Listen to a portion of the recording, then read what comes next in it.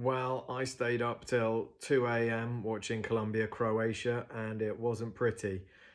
In the build up to the match, a lot of the talk was about that maybe people were sleeping on Colombia as a possible team to watch in the World Cup. The only people sleeping last night were Nestor, Lorenzo, and the Colombian squad. It was a pretty abject performance that went rapidly downhill after a good start. The only bright sparks, I think, were John Arias, who was good to see him come back and do well. It's obviously benefited him moving to Brazil, getting game time after a difficult time at Wolverhampton Wanderers. Everything else was pretty poor, really. I was amazed at how disjointed the performance was. The inability to play out of the press and cope with that high press, physical presence of the Croatians. There were never any easy passes on to move the ball forward. Nobody was finding pockets of space. There were very few good interchanges of passes. Everyone was very isolated. Luis Diaz in particular was isolated. James Rodriguez struggled to get into the game, which is understandable given his lack of game time and match fitness. I think he needs to play a lot more to recover some sharpness. Juanfer Quintero came on and had a bit more of that sharpness and might get some more minutes. Puerta, I thought, came on and looked okay. Castaño didn't do much. Carrascal didn't do an awful lot either when he came on. Camilo Vargas had a bit of a shocker. I think everybody's probably expecting Montero to stake his claim now to be the starting goalkeeper for the next few games and into the World Cup if he does well.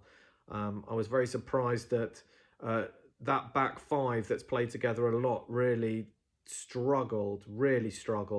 Lukumi and Davinson Sanchez have played a huge amount together, normally a brilliant pairing, really didn't turn up last night. Daniel Munoz looks like someone who's played a lot of football and had the odd injury, just didn't quite look on it. Likewise, Lerma really looked a bit outplayed in the midfield with Richard Rios. They just got bullied out of the game and played round. So it wasn't a great night for Colombia at all. A lot more questions raised than answers provided. I thought in-game management wasn't great. They didn't really seem to find a solution during the game or at half-time. And the subs didn't make a huge difference either. Worries me a little bit about Nestor Lorenzo and how he sets the team up and what options he's able to bring to the table and how he's able to change things. I didn't really see a lot that was going well for Colombia and that they were able to change and improve. So I think maybe some of the players might need a rest. Some need to play a bit more. We'll see maybe a bit more rotation. I think Montero will come in. I think maybe James will get more minutes, but I think Quintero needs to play more. Maybe Daniel Munoz maybe needs a rest. Maybe different centre-backs need to be tried out. Cabal maybe should get a go either at centre-back or possibly left-back. I'm sure Luis Diaz will have a better game. I think Suarez up front started quite lively and then completely faded, especially after that horrible miss. I think he probably needs to play and score. I didn't see much from Jean Cordoba that made me think he's going to be a massive threat to anyone in the tournament going forward.